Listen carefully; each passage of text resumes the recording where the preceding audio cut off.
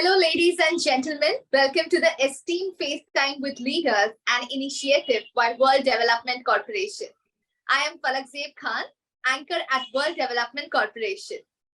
FaceTime with Leaders is a platform for industry titans to share their experiences, thoughts, ideas, and best practices in order to inspire one another and future leaders.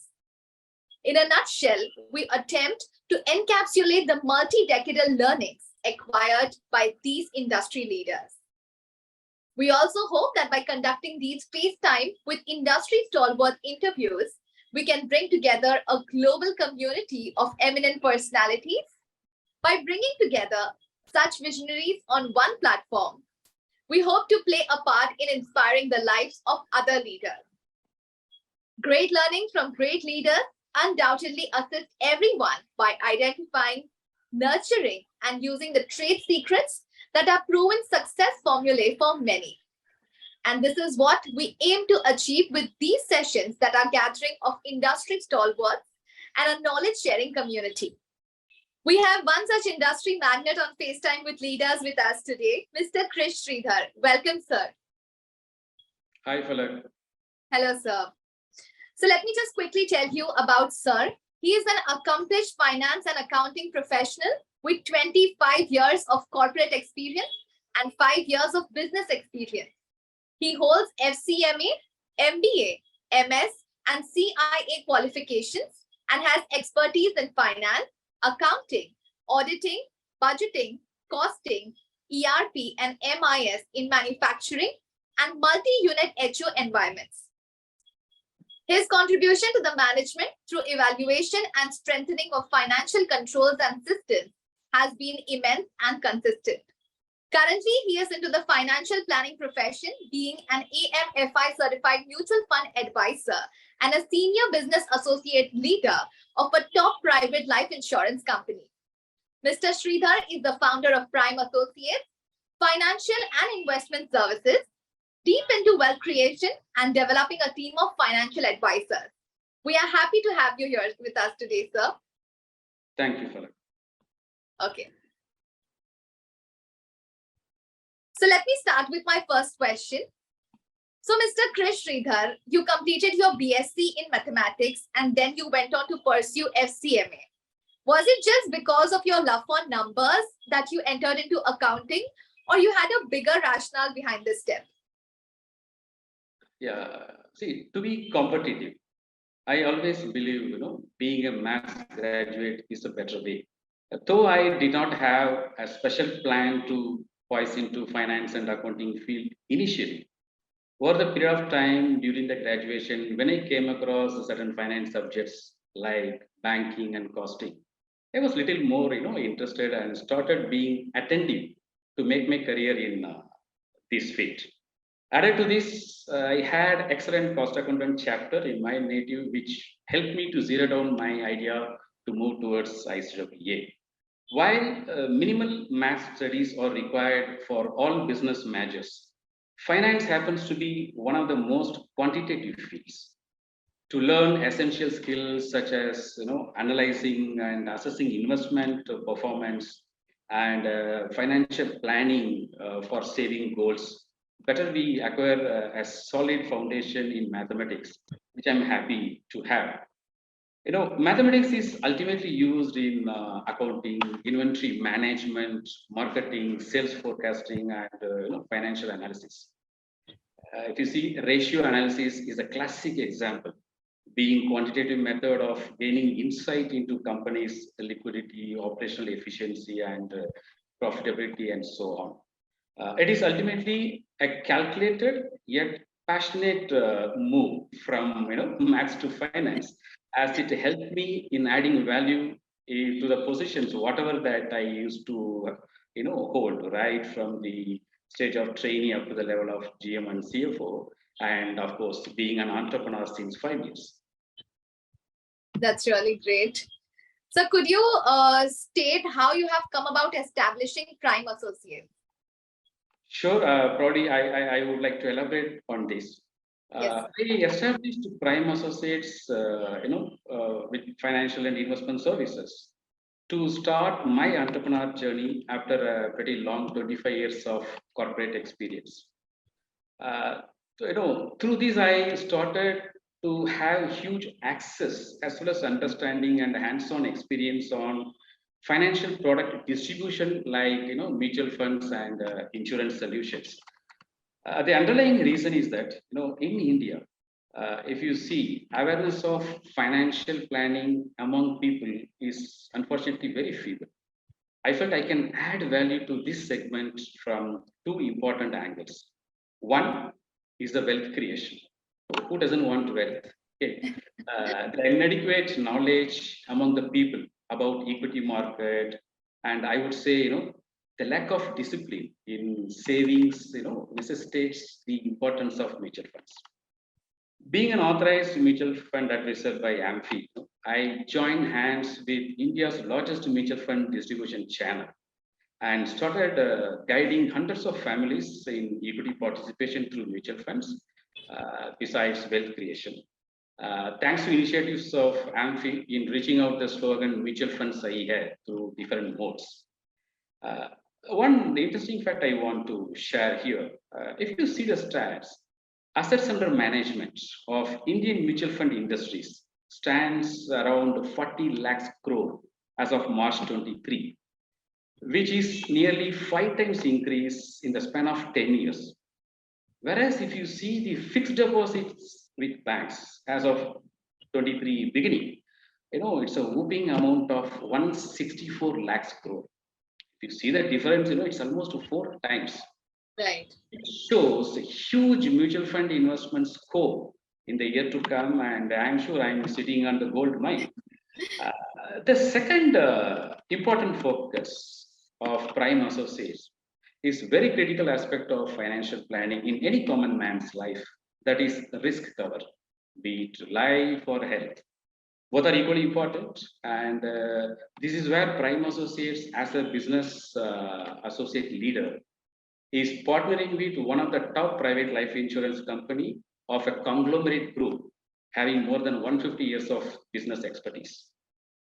This helps me to fulfill some of the important objectives, like my experience and leadership skills is utilized in building and nurturing, a team of financial advisors and give them the career path.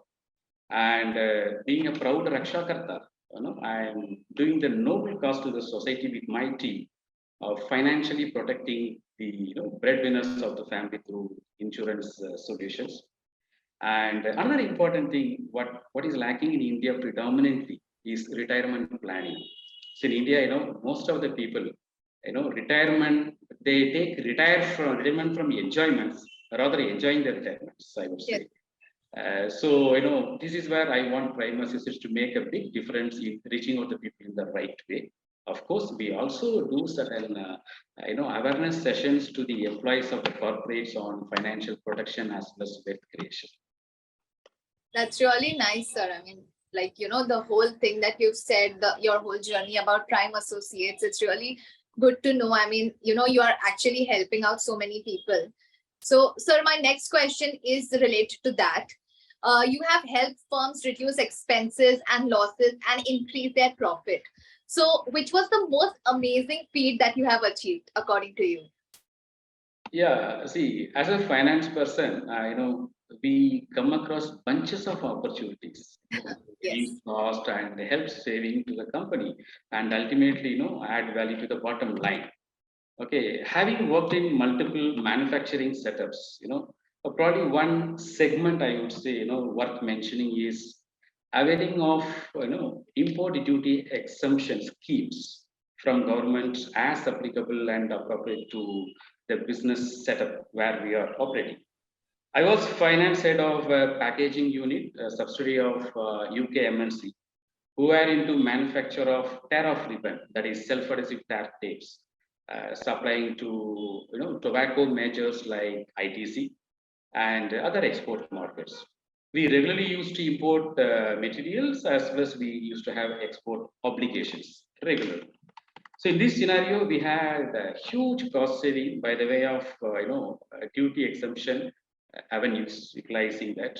And one is importing of machineries, through EPCG scheme from JDGFT with a certain export commitment as per the norms. So we got a complete duty exemption and we saved good amount of money in this aspect. The other aspect was to utilize import duty exemption schemes for raw materials, wherein duty-free of raw material, imported raw material, which can be utilized for the finished good, which ultimately gets exported. So we saved millions of rupees on a regular basis due to continuous imports of raw material and having continuous export markets in Europe, especially, and helped saving huge money. So here, one important thing is, any exemption scheme from government like duties and taxes, it's nice to avail, but it is very sensitive and it needs very good controls and proper documentation, etc. So that we should be able to prove ourselves, yes, we are on the right track and fulfilling our commitment in the right way. Definitely, definitely. So, sir, regarding this, I would like to ask, like, what were the biggest challenges that you faced during new management takeovers? Yeah, I would say, takeover is all about change, besides being a business call. The very human nature is resistant to change. The impact on people by takeover is humongous. I was working for an Indian alcoholic beverage company, which was taken over by the UK MNC. Structural changes in the organization was a challenge that I came across when we were taken over. The very typical Indian tall hierarchy got compressed into flat structure. There were several merging of employees levels and number of levels were reduced to the minimum. So in this process raised a lot of apprehension regarding the appropriate fitment and the change in the reporting structure, etc. So in this process, few were benefited, probably many were not. This also created removal of people, which is anyway inevitable in the takeover position, and was a challenge to convince people as a team member. The effect of the takeover related to my specific area, if you see, internal financial reporting system as well as the process underwent obviously some changes based on the new management, including deadline, platform of reporting and specific disclosures that need to be reported to top management and the HO on a regular basis. That's really great. I mean, actually come a long way, like in spite of all the challenges and everything, you've actually come a long way. And that's really that's really great to know. So next question is like, when did you first get exposure to ERP and what challenges did you face along the way of implementing ERP? Yeah, most of my career, barring the first 4 years, I used to deal with one or other ERP solutions. Any ERP implementation, finance person is one of the most important team player, along with other technical experts. ERP start with finance module implementation predominantly, followed by other modules like production, planning, etc. So way back in 2000, it was my first experience with UK packaging industry in India as a finance controller, where I was in charge of implementing ERP called Fourth Shift, which is suitable for small and mid-sized organizations, for the Indian subsidiary. I was mandated to implement for both finance and stocks module by getting a quick 2 weeks intense training at the head office, Nottingham. I strongly believe, finance guy should be very good in product and process understanding. I mean, personally, I've spent quite some time in some of the manufacturing setups where I worked. This really helped me to implement the 4-shift ERP, fairly in a shorter period for both modules, especially being a new setup, the journey was smoother. However, making team players, because ERP cannot be done by a person, it's a chunk of work with multiple teams. So the team players should be made to understand the real purpose of ERP, its ultimate benefit, and structured training are the very key success for implementation. Needless to mention, top management commitment and control is a very basic. I also had experience in JD Edwards package on stocks module at factory level with the lubricant industry, and Ariba's sourcing module integration with the SAP at the HO level for alcoholic beverage industry. That's really great. As a company, grows in size, the challenges obviously increases in terms of aligning with multiple set of people, adhering to deadlines. Sometimes extending the deadline is very hard to say. Parallel running of the system and the comparison of the report with the legacy system and the certifying of the good to go status are some of the critical stuff. However, end of the day, when you achieve the overall task of implementation, the strain all taken vanishes just like that, especially when you get appreciation and recognition and the task completed. Of course, as a responsible person, I always ensure I recognize suitably my team whoever were, supporting me on this journey. So since you are an ESG certified corporate governance expert now, what values do you wish to add to the corporate world? As we understand, environment, social and governance, ESG is a framework for sustainability management, ethical practices and ethical consumerism. Investors and other stakeholders want to know where the organization stands as regards the sustainability efforts are concerned. So much is sure for the next 20 years. ESG and BRSR is what going to be the mantra for all corporates. If you take a simple example, we all know plastics and we have been using it one or other form. The fact is that plastic can take anywhere from 20 to 500 years to decompose, depending on multiple factors. No wonder government is so serious about ESG compliance with this kind of impact on environment. Yes. Being an ESG expert, I can add value in two different forms, I would say. Number one, in the capacity as a board member. I clearly understand that responsibility of overseeing of organizations ESG matters lies firmly with board of directors. The role of the board is to promote the long-term sustainable success of the company ultimately. As a board member, I'll be ensuring relevant sustainability and ESG matters are incorporated into purpose, governance, strategy, decision making, and when risk management. I shall make efforts to understand and alignment of sustainability and ESG priorities throughout the company. I would encourage the management to have defined targets and the metrics that are identified and monitored. I'm sure I would be able to add values in these aspects. The second aspect is me as a practicing ESG consultant.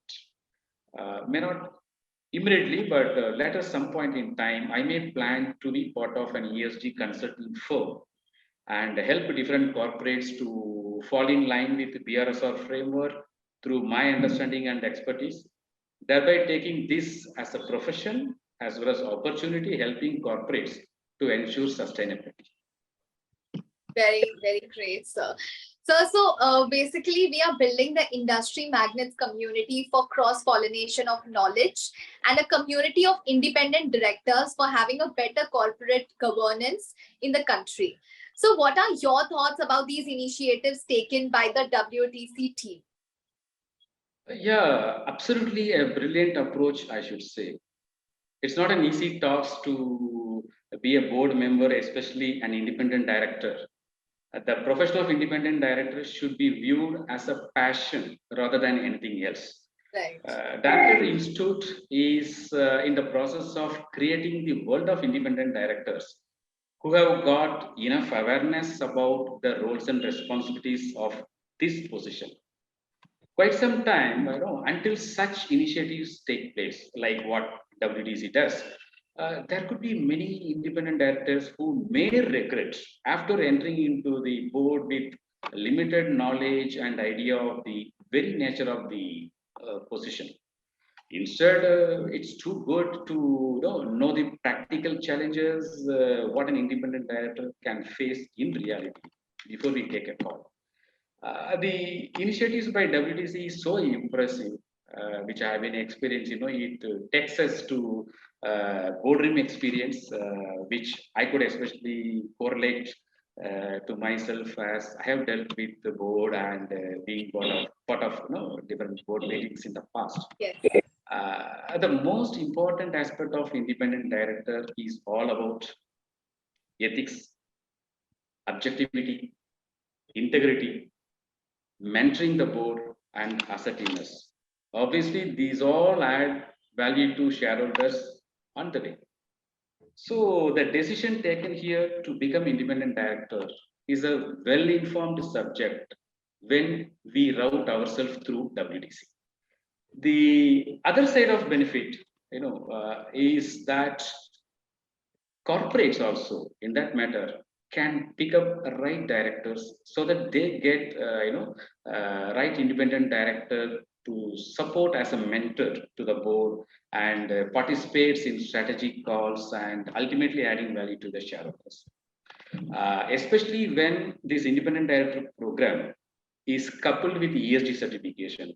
I'm pretty sure it is absolutely a great combination and value addition to the corporate world by WTC in a nutshell.